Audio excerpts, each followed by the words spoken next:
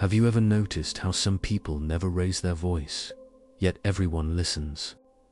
They don't argue, they don't explain too much, they don't chase attention, and still their presence feels heavy. When they speak, the room changes. When they stay silent, the silence itself feels loud. This is not confidence. This is not luck. This is psychology. Most people believe power comes from money, strength, or position. But real power works in a much darker, quieter way. It doesn't announce itself. It doesn't beg for validation. It operates beneath awareness, inside the human mind, where decisions are made before logic even arrives. That is why intelligent people still obey. That is why strong people still feel small in front of the right presence. Every day, you are being influenced without realizing it.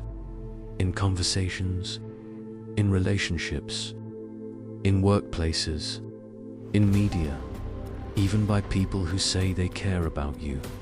Not through force, but through invisible psychological signals. Your brain was trained to obey long before you were born. Tonight, we expose those signals. The unspoken rules that control, respect, authority, and obedience. This is not motivation. This is not self-help. This is the hidden psychology of power. And once you understand it, you stop reacting and start seeing. Let's begin the psychology of silent authority. How power works without words.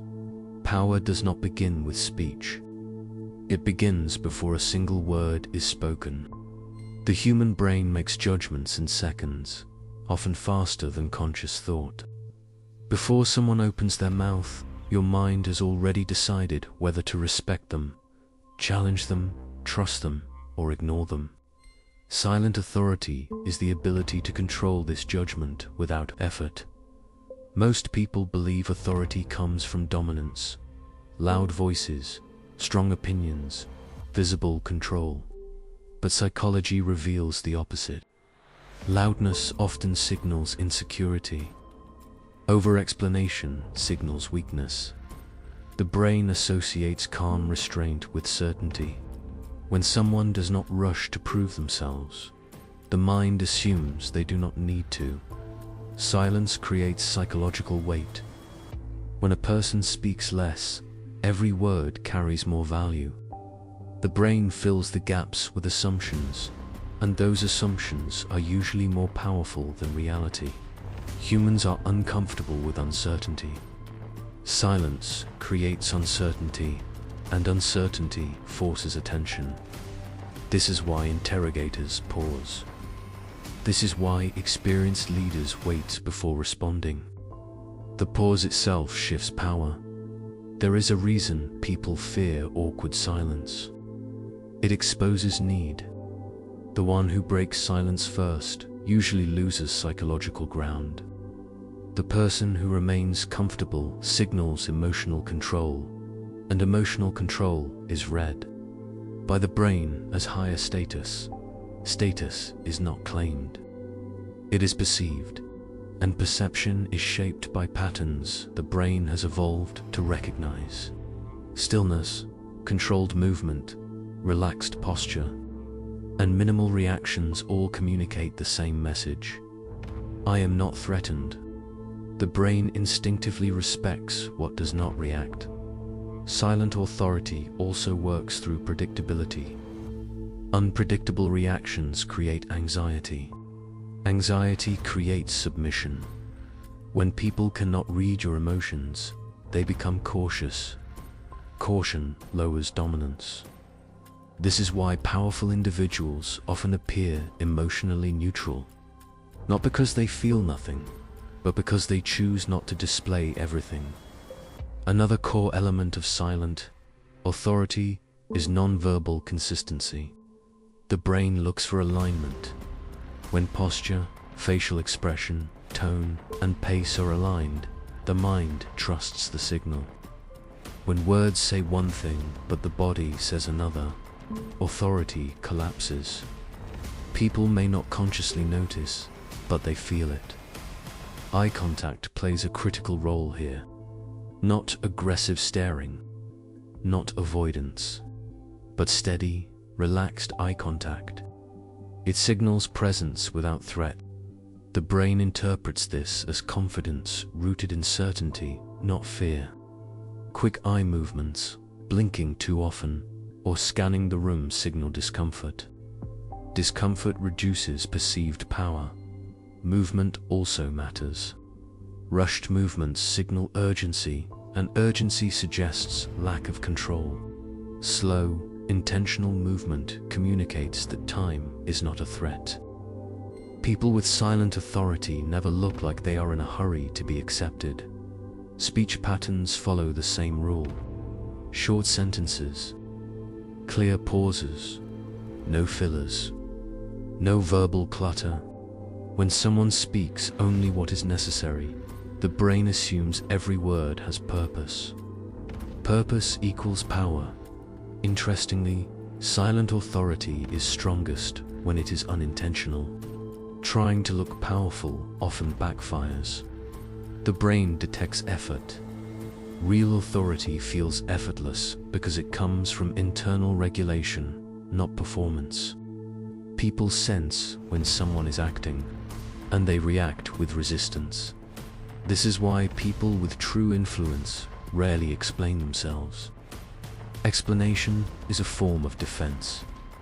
Defense implies vulnerability. When someone feels secure, they do not rush to justify their decisions. Their certainty invites alignment. Humans are social animals.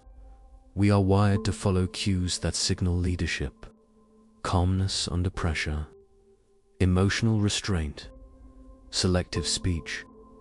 These signals once indicated survival advantage. Today, they still trigger obedience, even in modern environments.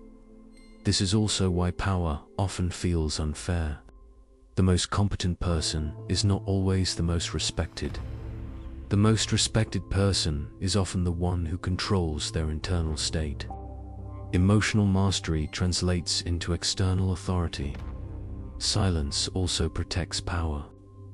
The more you reveal, the more people analyze you. Mystery limits access. Limited access increases value. The brain values what it cannot fully understand. This is why distant figures feel more powerful than familiar ones. When someone reacts less, speaks less, explains less, and still remains present, people adjust themselves around that person. They become careful. They choose words more thoughtfully. They seek approval subconsciously. Power has already shifted without confrontation.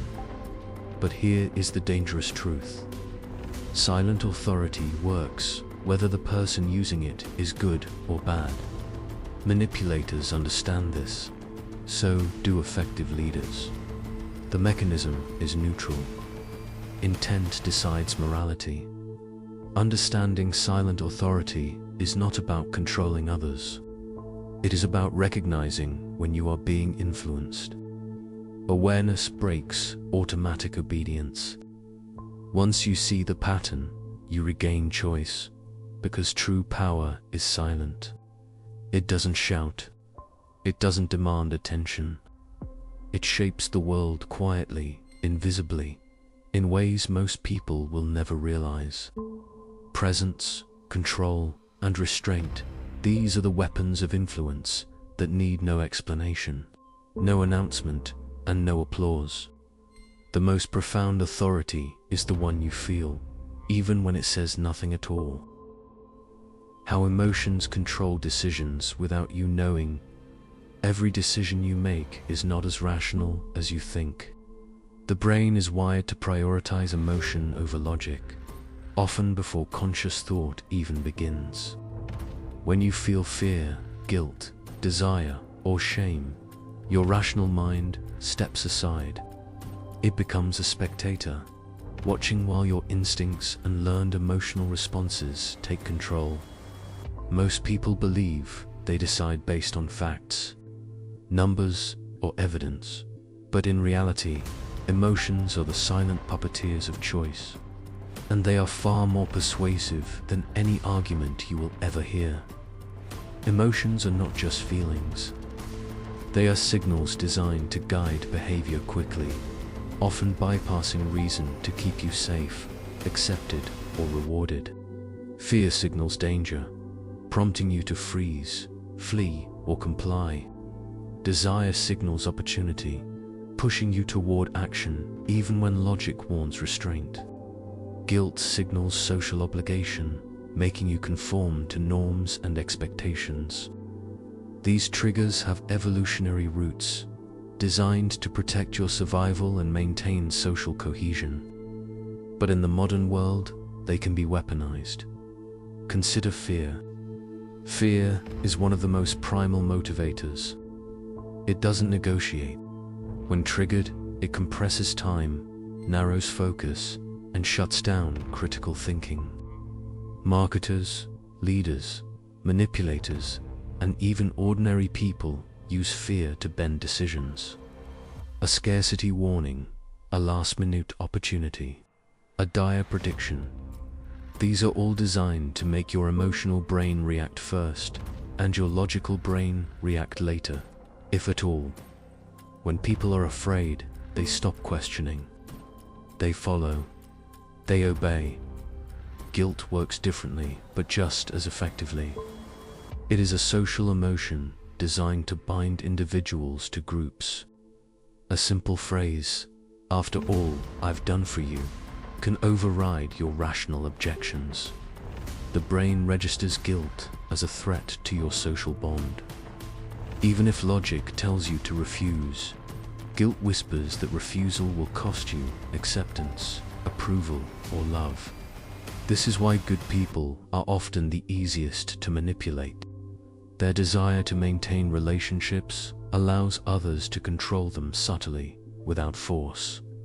Desire is equally potent.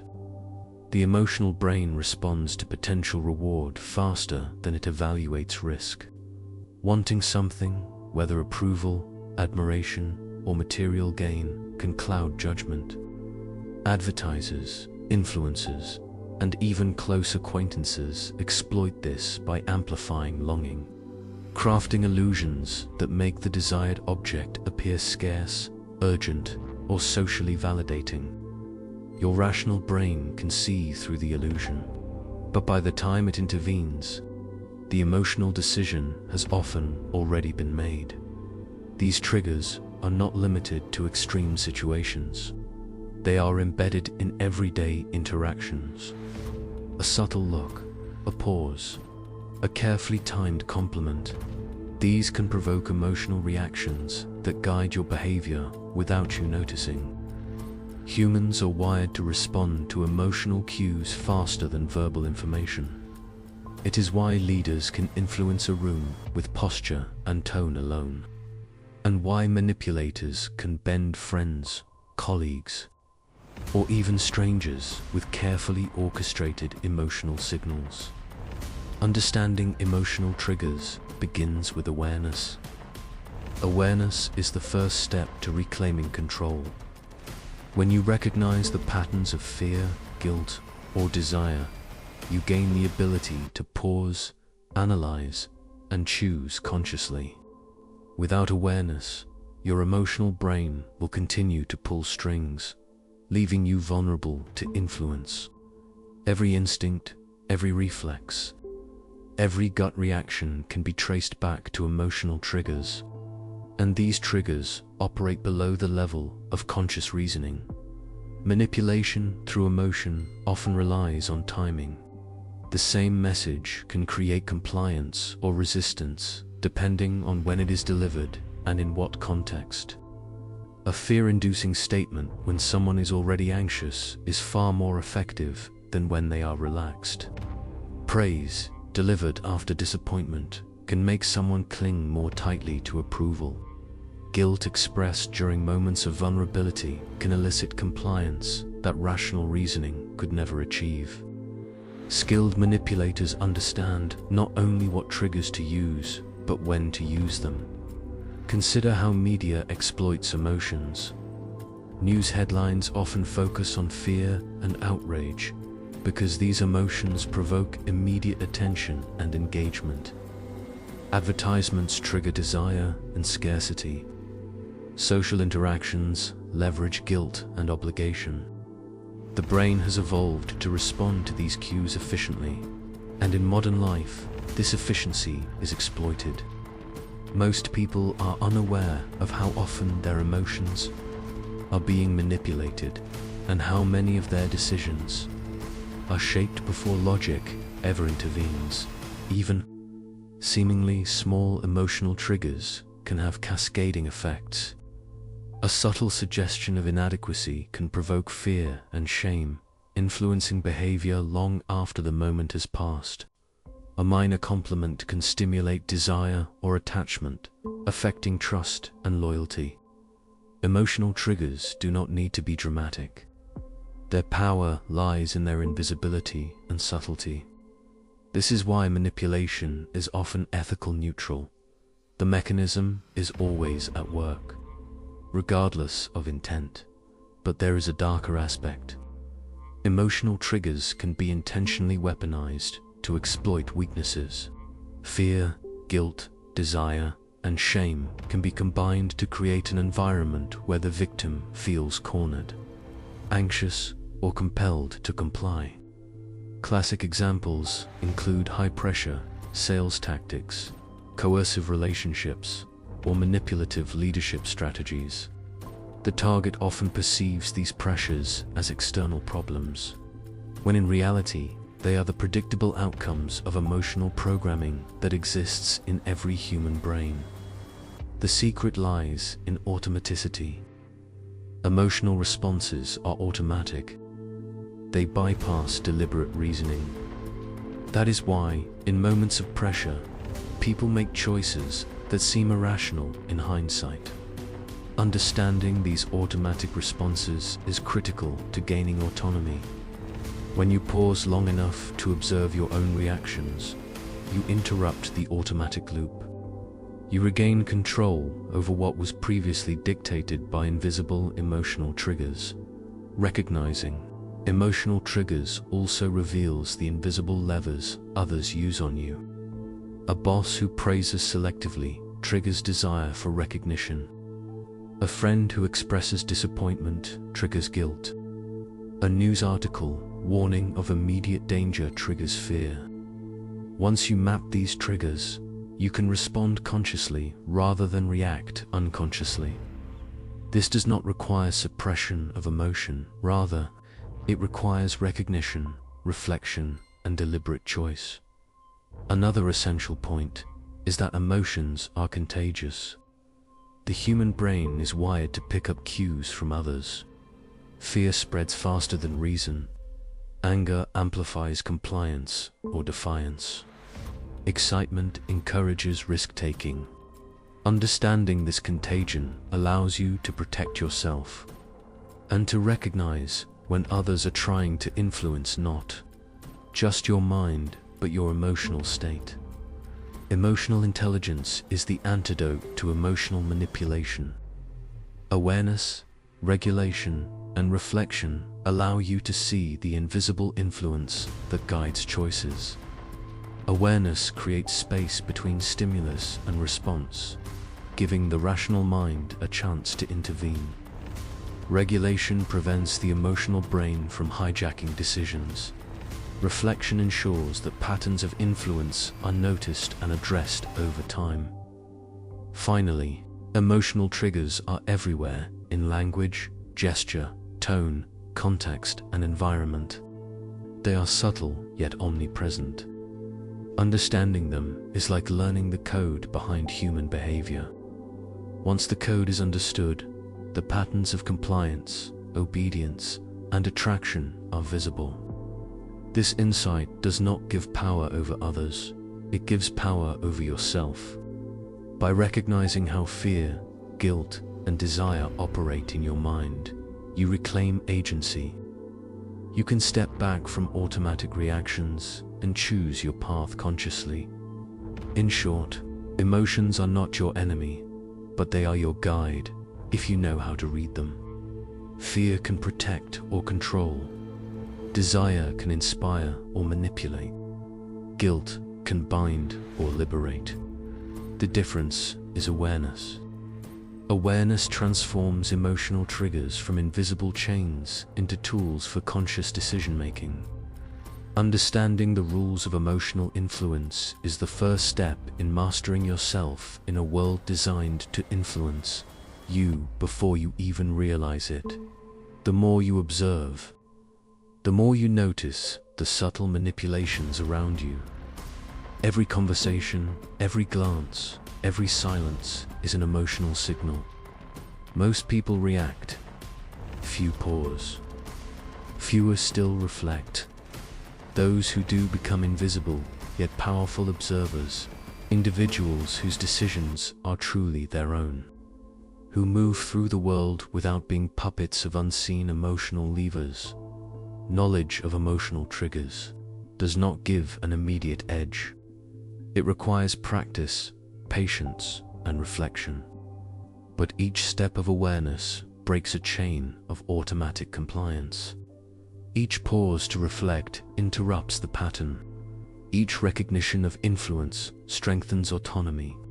And in a world that constantly seeks to manipulate feelings, autonomy is the truest form of power. Because emotions are the first layer of control, the most silent, most invisible, and most persuasive. Mastering them in yourself is the first step toward freedom. And once that mastery begins, the world begins to change around you, even if everything else stays the same. How people are subtly made to obey through guilt. Guilt is one of the most powerful, invisible levers of human behavior. It is subtle, silent, and insidious, yet it can bend even the strongest minds to someone else's will. Most people think they are immune to guilt, that they make decisions based on fairness or logic. But guilt operates beneath awareness. It hijacks the mind, quietly reshaping choices and controlling actions without overt force. Unlike fear or desire, guilt is social and personal.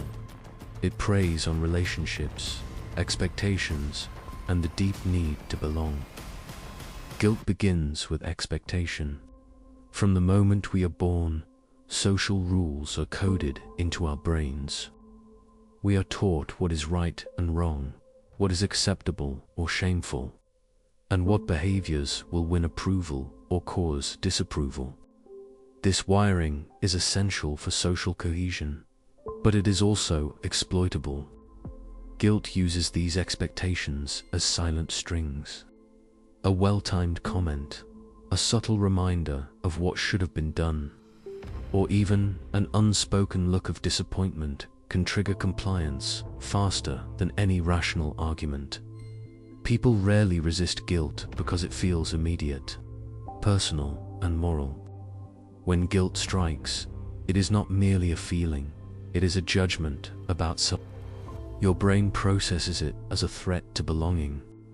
The instinctive response is correction, apology, or compliance, long before logic steps in. This is why phrases like, "After all I've done for you," or "I trusted you," are so devastating. They trigger emotional loops that compel action, often without the victim realizing they are being manipulated.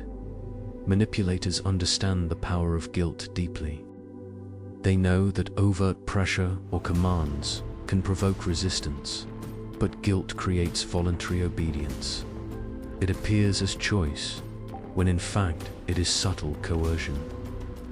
This is why emotionally abusive relationships, high-pressure sales, or controlling leadership often rely not on shouting or physical force, but on carefully structured guilt. The individual obeys because they feel morally obliged, not because they are physically constrained. Guilt is amplified by relationship dynamics. The closer someone is to you, a parent, partner, friend, or boss, the stronger the guilt trigger. Emotional bonds create vulnerability. If someone you care about expresses disappointment, even subtly, the emotional impact is magnified. Your brain interprets this as a threat to connection, activating compliance reflexes. The stronger the perceived bond, the heavier the weight of guilt. Interestingly, guilt can be layered with other emotional triggers. Fear of loss, shame, desire for approval, all can be combined with guilt to create an almost irresistible pull. A parent might guilt a child into obedience while simultaneously invoking pride or love. A colleague might leverage team expectations, fear of judgment, and subtle guilt to achieve compliance. This layering is why guilt is often the backbone of emotional manipulation. It works silently, consistently, and invisibly. Guilt also operates in timing and context. An accusation at a moment of vulnerability, a reminder of obligations during stress, or a subtle comment in private can have exponentially greater effect than any public statement or argument. Skilled manipulators watch, wait, and strike when the target is emotionally exposed. The result is that compliance feels voluntary, a decision you choose, while in reality it is carefully guided by emotional architecture. Self-inflicted guilt is another layer. Many people internalize expectations so deeply that they trigger compliance in themselves. They feel compelled to apologize, overperform, or give in, not because anyone actively pressures them, but because their own brain has internalized standards and social codes. Manipulators exploit this self-guilt by reminding the target of past actions or failures, activating deeply rooted patterns of self-correction. One of the most powerful forms of guilt manipulation is reciprocity. Humans are wired to repay kindness or favors, even when inconvenient. A subtle reminder, "Remember what I did for you," activates a compulsion to return the favor, often in ways that serve the manipulator's goals. The brain conflates moral obligation with personal choice, creating a compliance loop that feels voluntary. Guilt is not just personal, it is cultural. Societal norms dictate what is acceptable behavior, what one ought to do, and what brings shame or honor. Manipulators leverage these rules to magnify the emotional impact of guilt. Threats of social disapproval, ostracization, or reputation loss are powerful because the brain treats social standing as a survival mechanism. Compliance under guilt is not irrational. It is an instinctive response to maintain social safety. Breaking free from guilt manipulation requires conscious awareness. The first step is recognizing when guilt is being used strategically rather than genuinely. Ask, am I acting out of true moral choice, or am I responding to a designed emotional pull? Pausing before action interrupts the automatic compliance loop. Reflection allows you to separate obligation from manipulation. Another essential skill is emotional boundary setting. Guilt loses power when you maintain internal clarity about your responsibilities and limits. Understanding what you are genuinely accountable for versus what someone else projects onto you reduces the manipulative impact. It is not about becoming callous or indifferent. It is about reclaiming decision-making authority. Language plays a critical role in guilt manipulation. Words like should, ought, remember, and after all are psychologically loaded. They cue obligation, memory of past favors, and social contracts. Tone, repetition, and subtle emphasis amplify their effect. Even a slight pause or sigh can increase perceived pressure. Skilled manipulators combine verbal cues with non-verbal signals, eye contact, posture, and facial expressions to maximize the emotional impact. Guilt can be long-lasting, shaping behavior over months or years. A well-placed guilt trigger can instill compliance habits, overcorrection, or avoidance of conflict. Victims may carry these patterns unconsciously, responding to similar triggers elsewhere in life, long after the original manipulator is gone. This is why understanding guilt is not only about immediate defense. It is about long-term autonomy. Awareness and reflection are your defenses. Notice your emotional reactions, trace them to their source, and question whether your actions are truly your choice. Recognize patterns. The person who often invokes guilt, the phrases that trigger compliance, the timing and context of emotional pressure. Once patterns are visible, you regain agency. The chains of invisible obligation begin to loosen. It is crucial to understand that guilt is a neutral mechanism. It is neither inherently evil nor inherently good. It exists to guide social behavior, maintain cohesion, and ensure accountability. Manipulation occurs not because guilt exists, but because humans exploit it to control others. Knowledge of this does not give you power over others. It gives you power over yourself. You can choose when to respond, when to resist, and when to act freely. Ultimately, the guilt method is effective because it works quietly. It does not announce itself.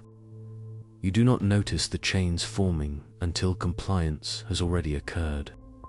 By exposing this mechanism, you begin to see the invisible threads that have guided your decisions, both past and present. Awareness transforms passive obedience into conscious choice, and conscious choice transforms vulnerability into strength. Those who understand guilt manipulation do not become cold or unfeeling. They become aware and deliberate, responding rather than reacting, choosing rather than yielding, and reclaiming control over a mind that was once subtly guided by unseen hands. Because guilt is silent, pervasive, and relentless, but understanding it gives you the power to act freely, without invisible chains. Why humans obey when they fear losing something. Human behavior is profoundly shaped by the fear of loss. While desire motivates action toward what we want, fear of losing what we already have is far more immediate and compelling. The brain reacts to potential loss with urgency, often bypassing rational thinking entirely. Scarcity, whether in resources, opportunities, or social standing, activates deep primal circuits designed to protect survival. This is why humans will comply, act hastily, or surrender control when faced with even the illusion of scarcity. Scarcity is not always real. Often, it is perceived, constructed, and manipulated. Marketers, leaders, and manipulators use scarcity as a psychological lever, creating urgency and compelling action. Limited time offers exclusive opportunities. Last seats, only a few left warnings. All of these tap into the fear of missing out. The brain interprets scarcity as a potential threat. If I do not act now, I will lose an opportunity forever. This triggers a rapid, emotional decision-making process, often overriding rational assessment. Fear of loss is amplified by social comparison. Humans are wired to monitor others and adjust behavior accordingly. If someone else gains what we might lose, a position, an object, approval, or status, anxiety rises. The brain interprets this as a competitive threat, triggering compliance, haste, or even mimicry. This social element of scarcity magnifies its psychological power, ensuring that people act not only to preserve what they have, but also to keep pace with peers or rivals. Time pressure is another essential component. The brain interprets limited time as risk, and risk triggers action. When combined with scarcity, time pressure creates a double bind. Act now or risk permanent loss. Logical analysis, deliberation, and critical thinking shrink in the face of this emotional urgency. This is why emergency deadlines, flash sales, or last-minute opportunities are so compelling. The fear of losing outweighs the rational evaluation of value or necessity. Manipulators understand that perceived scarcity can be more powerful than real scarcity. A product, opportunity, or favor can be abundant. But if you believe it is limited, your brain reacts as if it were genuinely at risk. This perception of scarcity is enough to bypass reason, push compliance, and generate urgency. Emotional decision-making is triggered not by reality, but by what the mind perceives as reality. Scarcity also interacts with desire and self-esteem. People often fear losing something that confirms their identity, status, or competence. Losing social approval, recognition, or symbolic rewards can trigger stronger compliance than losing material goods. The brain equates social and emotional loss with existential risk, even though consciously we might know it is trivial. This is why the threat of loss is a universal manipulative tool. It works on every level: material, social, emotional, and psychological. Fear of loss is intensified by commitment and consistency. Once someone has invested time, effort, or resources, the brain treats loss as more costly. Manipulators exploit this by securing initial commitment, no matter how small, and then invoking scarcity or risk to elicit further compliance. Each step feels voluntary, yet each step is subtly guided by emotional triggers designed to maintain control. Social proof amplifies scarcity and fear of loss. When we see others reacting to scarcity, buying quickly, acting urgently, or showing concern, our brains interpret this as confirmation that the threat is real. Herd behavior is triggered. Compliance spreads through observation, reinforcing urgency and magnifying fear. Manipulators often use this principle, showing selective attention or highlighting others' behavior to push emotional responses. Scarcity also manipulates perceived value. The rarer something seems, the more desirable it becomes. Psychologists call this the scarcity heuristic. We assume limited items are more valuable, higher quality, or more important. This is not always rational, but it is instinctive. When fear of loss combines with perceived value, the brain prioritizes acquisition over deliberation, creating powerful motivation to comply, act, or surrender control. Even in relationships, scarcity and fear of loss are effective levers.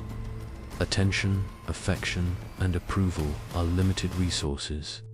Subtle withdrawal, selective presence, or conditional approval creates emotional scarcity. The brain interprets this as potential loss, triggering compliance, effort, or appeasement. Skilled manipulators understand that emotional scarcity is just as potent as material scarcity, often more so because it touches identity, belonging, and security. Fear of loss also exploits anticipation and imagination. The brain often reacts more strongly to imagined loss than actual loss. People vividly anticipate regret, shame, or failure, and these anticipatory emotions drive decisions. Manipulators feed imagination with scenarios, warnings, or subtle suggestions, amplifying fear and urgency. Even without actual danger, the brain reacts as though it were real. Breaking the cycle of scarcity-driven compliance requires awareness. Recognizing when fear of loss is guiding decisions is the first step. Pause, reflect, and question. Is the urgency real, or is it a perception designed to trigger action? Awareness creates space between stimulus and response, allowing the rational mind to evaluate the actual risk and make deliberate choices. Self-regulation is critical. Emotional and cognitive training, slowing responses, assessing evidence, and delaying immediate reaction reduces vulnerability to scarcity-based manipulation. The brain naturally reacts to scarcity, but training allows conscious intervention, restoring autonomy. Understanding the mechanisms transforms fear of loss from an invisible chain into a tool of insight. Another defense is reframing. Scarcity and fear of loss often exaggerate the consequences of inaction. By reframing outcomes objectively, the brain can see options clearly, reducing emotional hijacking. Ask, what is truly at stake? What can be realistically lost? What are alternative paths? This mental distancing neutralizes the manipulative power of scarcity. Fear of loss also reveals the limits of perception. Most people underestimate how often scarcity is artificial, contextual, or manipulated. The same brain that reacts instinctively can also detect patterns over time. Observing repeated, urgent, or limited scenarios builds awareness of emotional manipulation, reducing automatic compliance. Experience teaches the brain to pause, reflect, and reclaim choice. Understanding scarcity and fear of loss is essential because these triggers underlie much of human behavior. They shape markets, relationships, leadership, and social hierarchies. They explain why intelligent, rational individuals sometimes make hasty, counterproductive decisions. They reveal the hidden architecture of influence, subtle, emotional, and compelling. The key lesson is not to eliminate emotion that is impossible, but to recognize its role and reclaim agency. Scarcity and fear of loss will always exist, but knowledge transforms vulnerability into insight. By understanding these triggers, you regain control over timing, response, and choice. You act deliberately rather than react unconsciously, because in the modern world, scarcity and fear are constant, silent forces. They guide decisions, shape behavior, and influence obedience. Mastery begins when you observe them, pause before action, and reclaim autonomy. Awareness is the shield, reflection is the sword, and conscious choice is the power no one can take from you. Mental armor against manipulation. Think like the powerful. Every human is vulnerable to subtle psychological influence. Fear, guilt, scarcity, desire.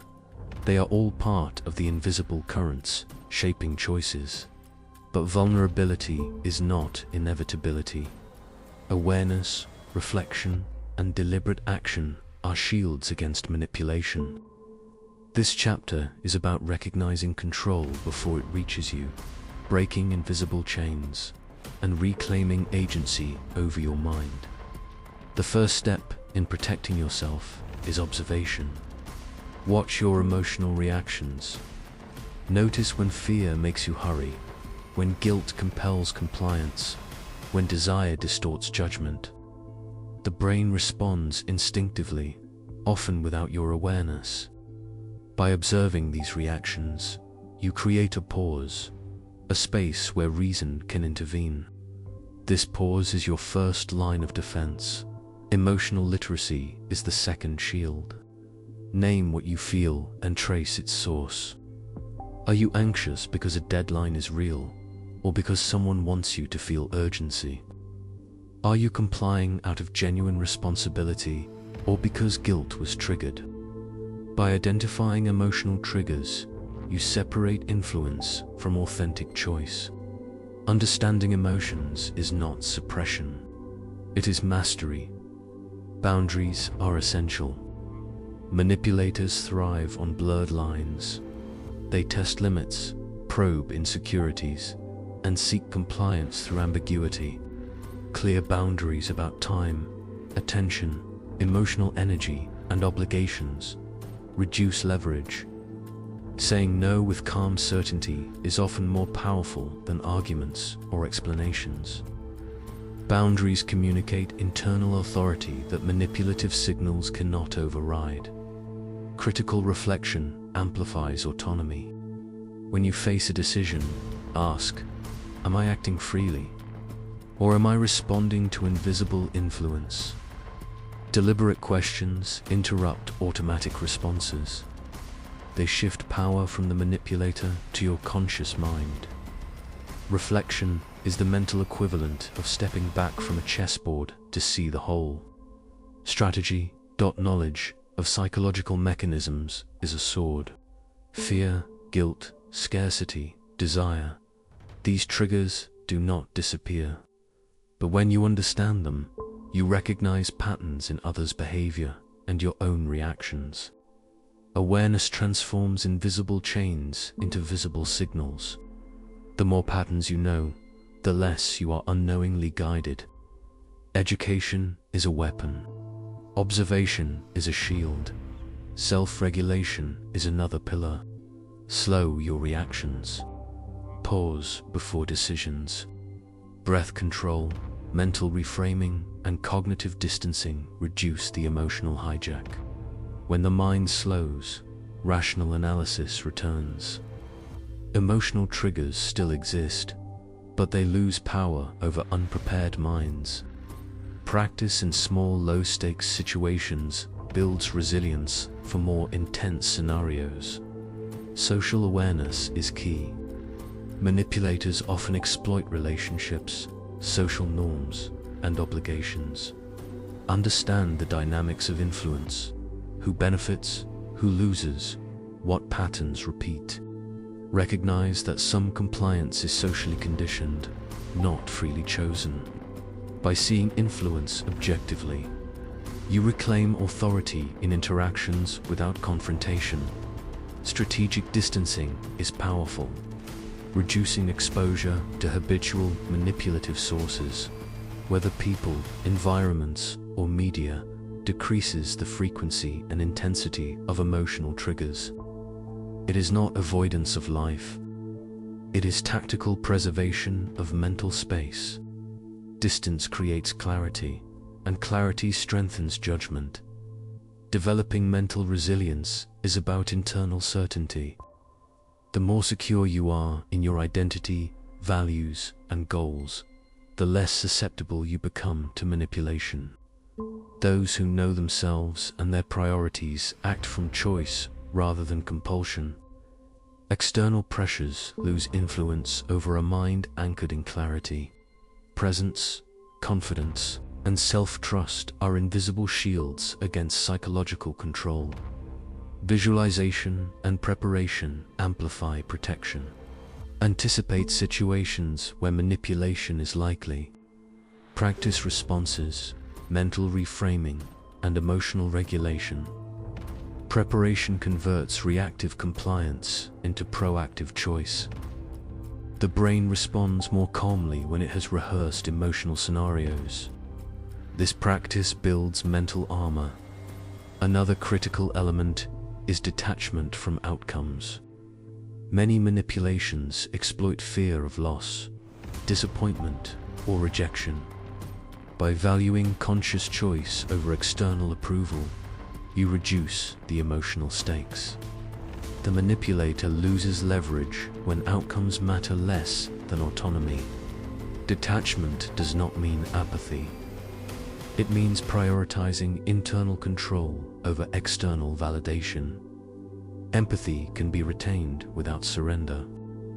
Awareness of psychological influence does not require coldness. You can understand why someone attempts to manipulate fear, insecurity, ambition without submitting. Understanding is a tool, not a surrender. Awareness preserves compassion while preventing coercion. Finally, knowledge must be applied consistently. Awareness in a single interaction is valuable, but long-term autonomy requires vigilance. Psychological influence is constant, subtle, and adaptive. Your mind must be trained to notice, reflect, and respond deliberately. Practice, repetition, and reflection convert knowledge into resilience, and resilience into real freedom. Throughout this series, we explored the hidden forces shaping human behavior, the silent authority of presence, the emotional triggers that override logic, the subtle chains of guilt, and the urgent pull of scarcity and fear. Each chapter revealed mechanisms that operate beneath awareness, guiding decisions and influencing obedience. These forces are everywhere, in relationships, media, workplaces, and even within your own mind. But knowledge is power. Awareness interrupts automatic responses. Boundaries protect energy. Reflection restores control. Emotional mastery strengthens decision. When you see the architecture of influence clearly, compliance becomes choice, and obedience becomes conscious. You are no longer a passive participant in the invisible games of manipulation. True power is not about controlling others. It is about mastering yourself. Understanding the psychology of influence does not make you manipulative, it makes you free. You recognize patterns, pause before acting, and choose deliberately.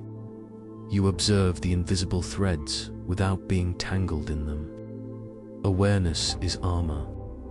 Autonomy is strength. Conscious choice is the ultimate power, because the most profound influence is the one you never notice, and the most profound freedom is the one you seize consciously.